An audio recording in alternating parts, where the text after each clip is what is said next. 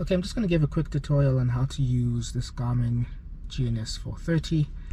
So in order to switch on the audio panel, we turn the front facing knob to the right, and then to switch on the GPS itself, we turn the C button to the right.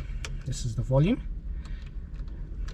Okay, and when the GPS does switch on, you'll notice that two pages, well, you would actually have to press enter until the map page appears, and then you notice two pages, sub pages will appear, which is Comm 1 and Nav 1.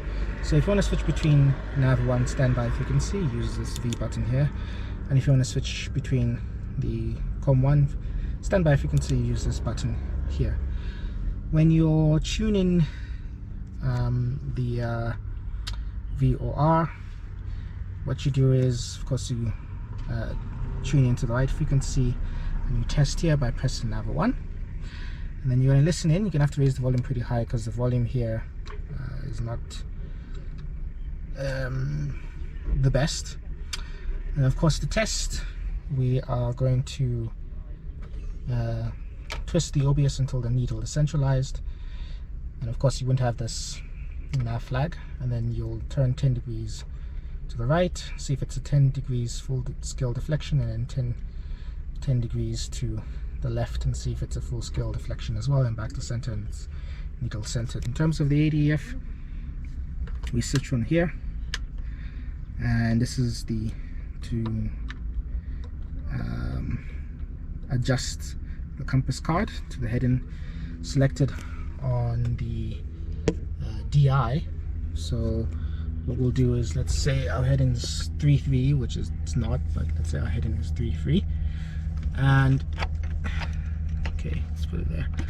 And then what we do is we then twist the compass card until it's 3.3, and then it will tell us where the ADF is in relation to our heading. This is where we tune in the ADF NDB frequency. So right now we're tuned into Whiskey Romeo, and then if we go to 257, 257 is the Whiskey Bravo. Of course, to test that, we press the ADF button here, we listen in, and yeah, okay, so we listen in, we check the volume, and if that's good, then we're good. If we want to test the needle, then we just press test, and it should switch 90 degrees to the right, and then come back to where the heading, the direction of the station actually is. Throughout my flying experience, I have only used the Garmin G430 on 2 occasions.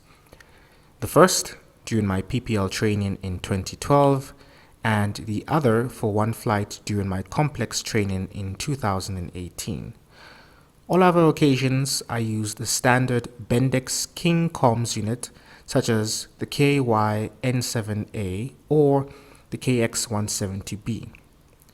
And you can imagine why. A quick search on Avcom SA Flyers pilot forum says a G430 upgrade with autopilot costs 345,000 Rand for a Cessna 210, or 650,000 Rand on a Mooney. South Africa is attractive for pilot training for a reason. It's well priced for those with dollars, euros and pounds, especially for quality training.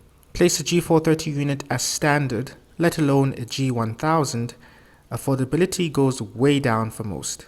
Now, for those of you not in the know, RNAV training or RNP training does not fall part of the instrument rating syllabus in South Africa. A VOR approach, however, does, and today we're looking at 2. The VOR approach to Witbank in the sim, and the VOR approach to Wonderboom in the aircraft.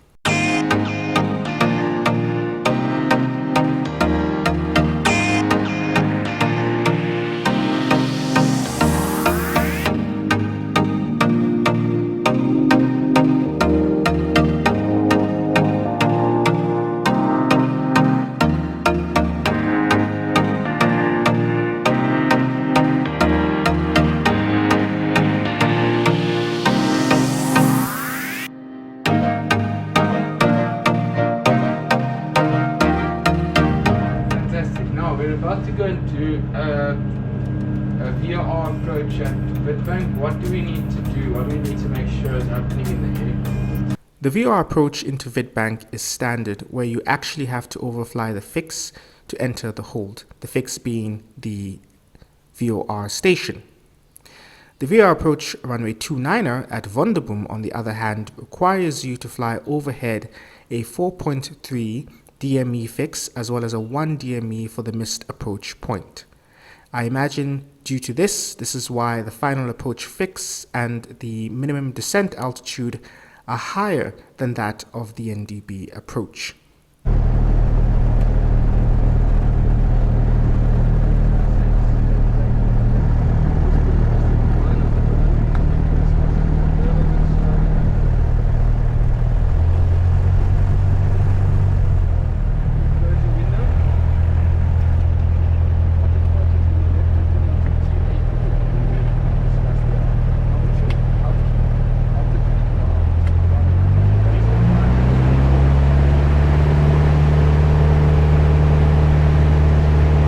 In this scenario, the winds were coming from the north and it was a challenge to ascertain the correct wind correction angle while flying the plane. Points to work on were altitude maintenance and knowing beforehand the 30-degree intercepting angles to the VOR station. The weather really hasn't been helping one out, and the next procedure I'm meant to be practicing in the aircraft is the runway 29er NDB approach at Wonderboom. This was my latest attempt in Flight Simulator 10. There was one I did beforehand, which would have been a much better learning debrief. It was the VOR approach to runway 22 to Witbank. I had for some reason lost complete situational awareness and had begun a hold on the non-protected side, so I really wish I had recorded it to assess. But for this one, at least in Flight Simulator 10, it's coming together, but pulling it off in the aircraft is a whole different matter because one doesn't have the proficient muscle memory or, as referenced here, the motor program of the botanology in the plane.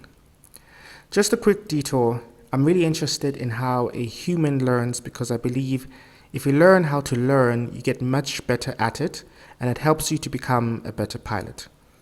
What you noticed is I referenced material from the Human Performance and Limitations Commercial Pilot License exam, particularly how you commit to long-term memory, the skills required to fly. So it's that process of committing to memory that I'd like to reference Dr. Justin Sung's video on the problem with active recall and spaced repetition. He talks about encoding and how that's important in the learning process. You can't recall what you don't understand fully, and so he talks about the varying techniques in which to use. Please go ahead and check that out. That's it. Thanks for coming aboard. Learning a new skill is always challenging as one is trying to form a new set of habits, but it's all part of the process and we'll get there. So, see you next time.